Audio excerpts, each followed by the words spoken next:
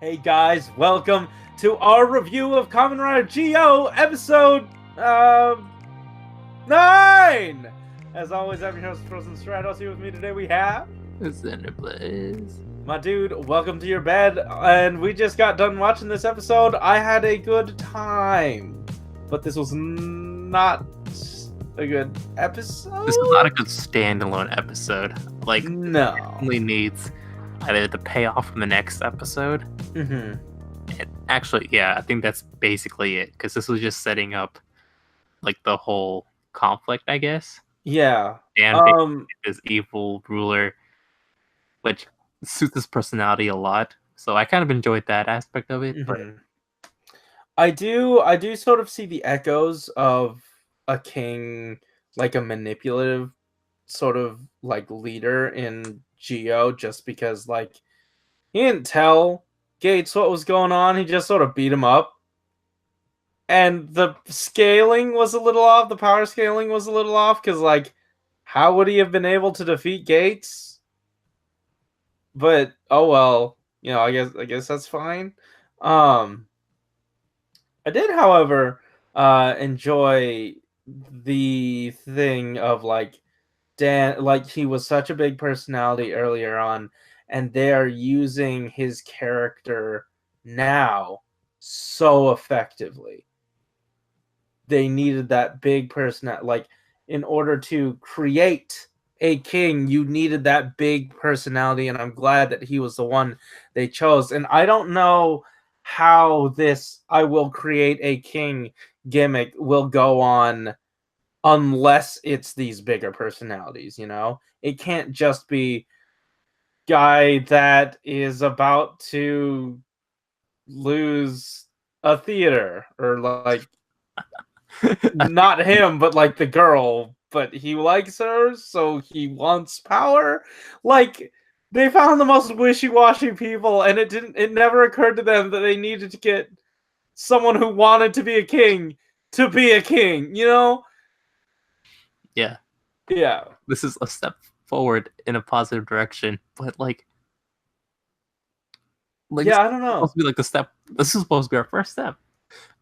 Yeah, so what's the second step? I hope we don't go back to like issue of the week. Are we like, what's gonna be the next person? Like, is it just someone who doesn't want to pick up their dog's poop so they become the king? I don't know. I don't really see. Someone who really follows through on their ambitions and does whatever they please. I guess I don't know. Yeah. You know who I'd like to see king? The girl from Gridman. I'd like to see them tap her to be king. Just tap on the shoulder, get a little ask. But I don't really know why this episode had to be drawn out too much. Yeah. Maybe it's me. Like, I feel like every part of this episode was somewhat needed, but like sometimes it took a little bit too long. Sometimes like the henshins were a bit unnecessary at times. Like especially for the first one where these two zombie-like dudes were like slowly chasing after these other two, you know, innocent bystanders, and they're like, we could just like walk at a reasonable pace away from them, or we can pin ourselves to this wall and force they, help them out in the situation. I'm just like, Yeah, you don't have to do shit like that, you know. But you do at times.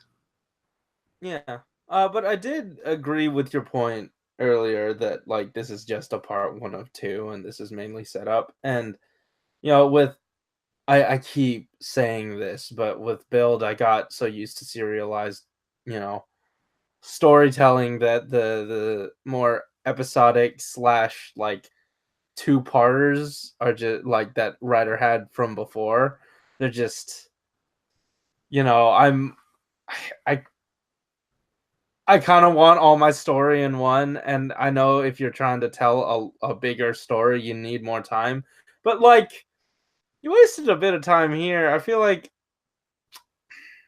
maybe there's enough story here for like an episode and a half. So they had to like fill a little extra more. Maybe that's why I'm feeling it. But uh, I did enjoy myself, especially seeing, I don't know, just the way that they played with everything. The way that the 2010 looked like 2016.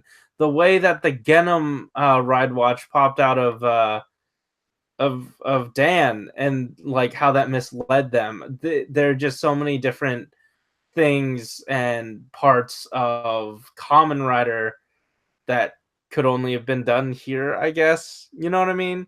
Like they meshed these two into a situation. I don't want to say like seamlessly or perfectly, but interestingly.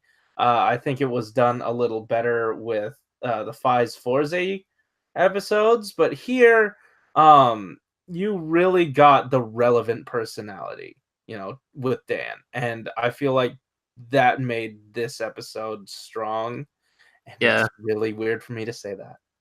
yeah, and like one of the things I really like the most about like Dan being in this episode, which is like he's the type of character who would interact well with Sogo, especially with like the Yeah. character they're trying to build him up to be, like that Mhm. overlord, that future king. Like it makes Mhm. no sense unless you insert a character like Dan, where it Mhm. kind of like lowers your what is it? Something of disbelief. Your suspension of disbelief, Mhm. you know?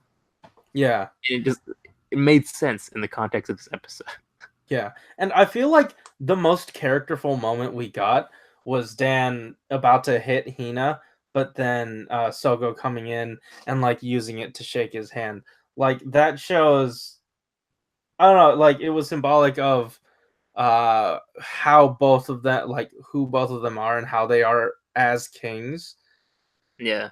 and maybe, how though that might parallel throughout the rest of this episode or this arc, and maybe even this series, how Dan's a horrible leader and he's very sadistic and mean, and then Sogo's here trying to make friends and defend people, um, and even to learn from those that he can find value from, even if they are sort of bad. Kind of like with how he was talking about Nobunaga earlier. Uh, Gates brought up all the bad stuff, but Sogo decided to look at the good. I don't know that that's really the best thing to take away from it, or like the best angle they could have approached that at. But I kind of understand what they were going for, even though it didn't land as well. But yeah. Do you have anything else you want to say about this episode? I feel like we're just talking in circles now. Yeah, I'm done. All right, cool. Guys, thanks for watching. If you like this episode, hit that like button and subscribe. If you want to hear more from us each week, and hey, keep it juicy. Hey. Yeah. Oh, I don't know what it was, but I feel like I just kept saying the same thing with different words, and then like maybe adding a little bit different each time. Yeah. Each cycle I said something. That's kind of what I got out, whatever you're saying.